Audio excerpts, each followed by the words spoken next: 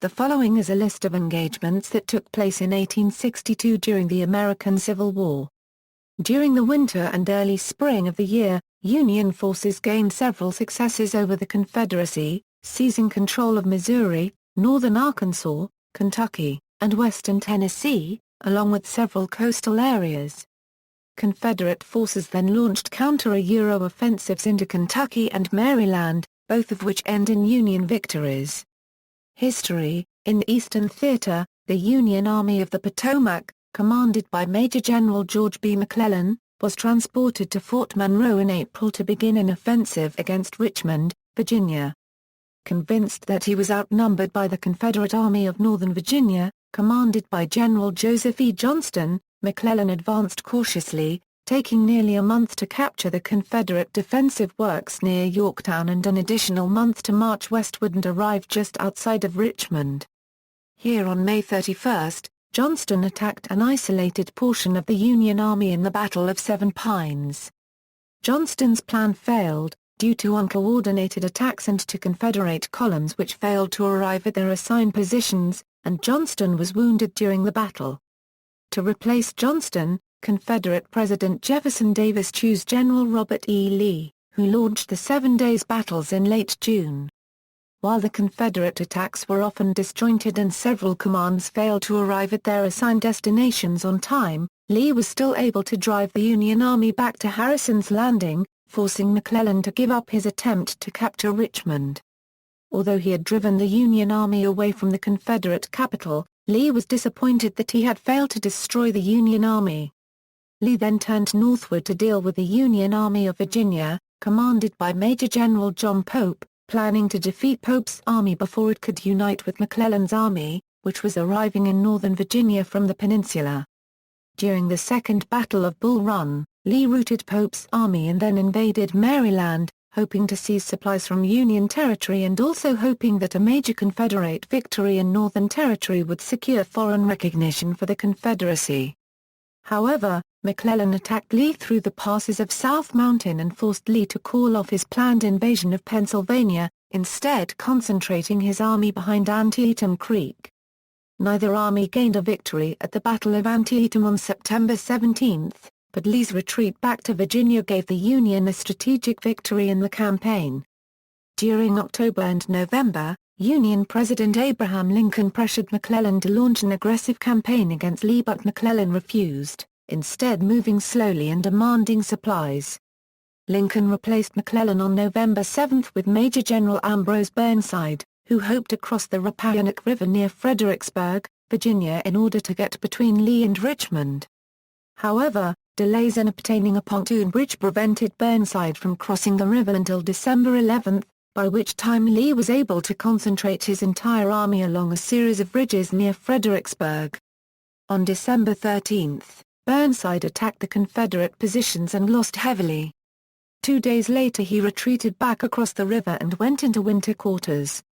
In the Western Theater, the Confederate forces, commanded by General Albert S. Johnston, were forced to abandon Kentucky and much of central and western Tennessee following the loss of Fort Donelson and Fort Henry in February. The capture of the two forts turned the Union commander in the battles, Major General Ulysses S. Grant, into a national hero. Johnston, following a plan proposed by his second-in-command General P.G.T. Beauregard, concentrated as many forces as he could near Corinth, Mississippi and attacked Grant's Army of the Tennessee near Shiloh Church. Although successful in driving the Union Army almost in the Tennessee River on April 6, Johnston was mortally wounded during the battle, while Grant was reinforced during the night by the Army of the Ohio, commanded by Major General Don Carlos Bell. Grant then led a counterattack the following morning and drove the Confederates from the field, who then retreated back to their base at Corinth. Major General Henry W. Halleck took command of the Union forces operating in western Tennessee and advanced to Corinth, where both armies settled in for a month-long siege. Fearing that a full-scale Union assault on the Confederate defenses was imminent, Beauregard evacuated Corinth during the night of May 29/30 without Halleck's forces finding out until the following morning. Beauregard was relieved of command shortly afterwards, due to his health. Jefferson Davis replaced him with General Braxton Bragg.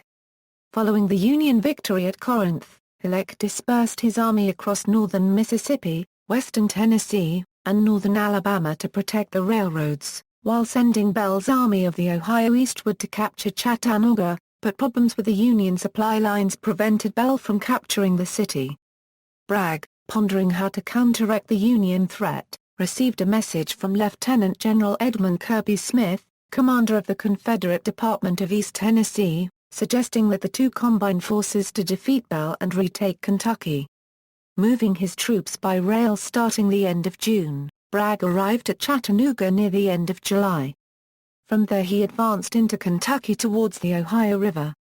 Bell moved north as well, managing to reach Louisville before Bragg did. From there he moved south towards Bragg. The two armies met in battle near Perryville, Kentucky on October 8. Bragg's forces attacked Bell's left wing but without success. Bragg retreated that night and united with Smith, intending to remain in Kentucky, but when Bell threatened his line of retreat, Bragg moved south for Tennessee. The Union Navy, concerted with the Army, captured several more coastal areas along the Atlantic seaboard and Gulf Coast. Following the Union victory at Hatteras Inlet the previous year, other parts of the North Carolina coast, including New Bern, were captured. In April, Union forces attacked and captured Fort Pulaski in Georgia following a 30-hour bombardment, cutting off Savannah from blockade runners. This victory left Wilmington, North Carolina as the only major Atlantic port to remain in Confederate hands. Several ports in Florida and along the Gulf Coast were captured as well, including Apalachicola and St. Augustine in Florida and Biloxi, Mississippi. In April, a Union squadron commanded by Commodore David Farragut ran past Forts Jackson and St. Philip near the mouth of the Mississippi River and forced the surrender of New Orleans, the largest Confederate port city in both population and in trade volume. In the Trans-Mississippi Theater, the Confederates launched several offensive campaigns, all of which failed. In late January, Union Major General Samuel R. Curtis maneuvered the Missouri State Guard out of the state and into northwestern Arkansas. Due to a shortage of supplies, Curtis had to halt his advance in the area of Pea Ridge. In response to the Union advance, Confederate President Jefferson Davis sent Major General L. Van Dorn to Arkansas to take command of the Confederate forces in the state. After he arrived in early March, Van Dorn launched an offensive of his own, which resulted in the two-day Battle of Pea Ridge, a Confederate defeat.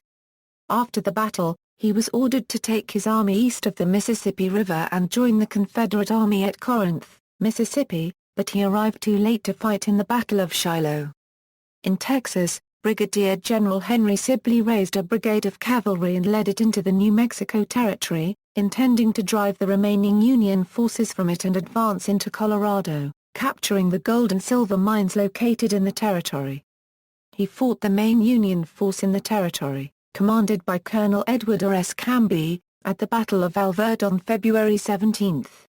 Although the battle was a Confederate victory, Sibley failed to force Canby to surrender.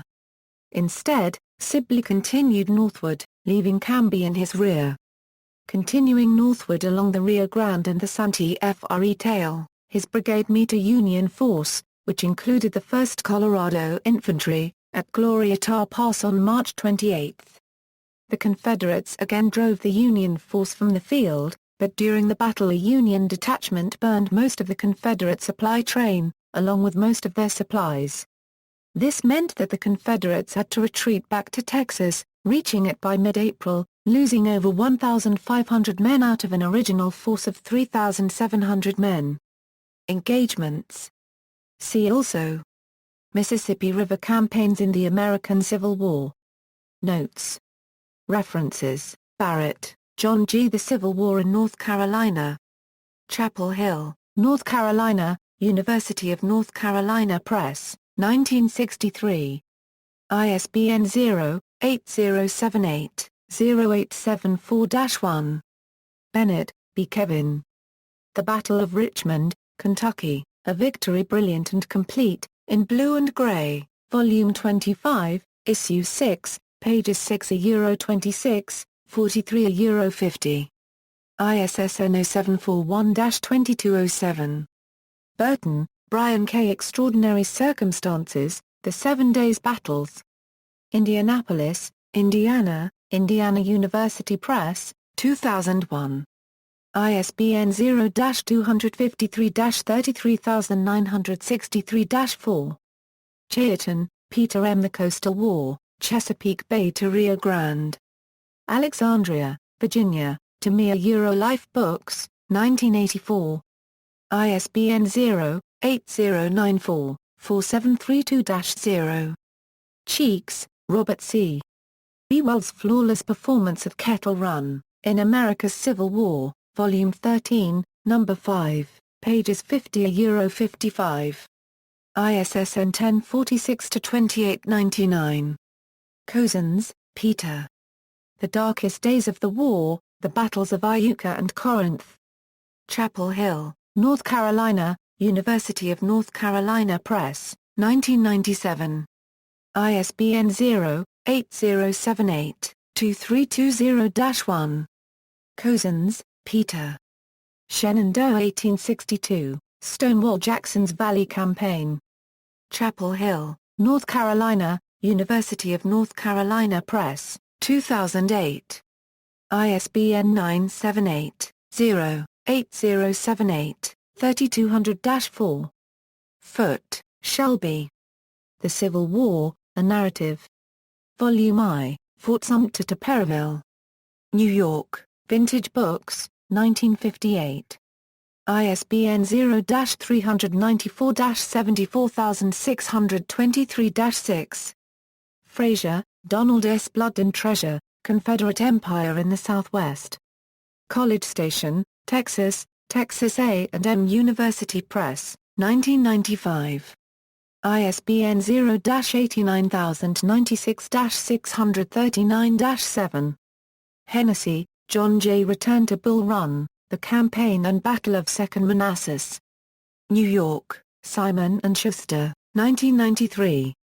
ISBN 0-671-79368-3. Josephy, J.R., Alvin M. The Civil War in the American West. New York, Alfred A. Knopf, 1991. ISBN 0-394-56482-0. Kennedy, Francis H. The Civil War Battlefield Guide, 2nd edition. New York, Houghton Mifflin, 1998. ISBN 0-395-74012-6. Long, E.B. The Civil War Day by Day, An Almanac, 1861–1865.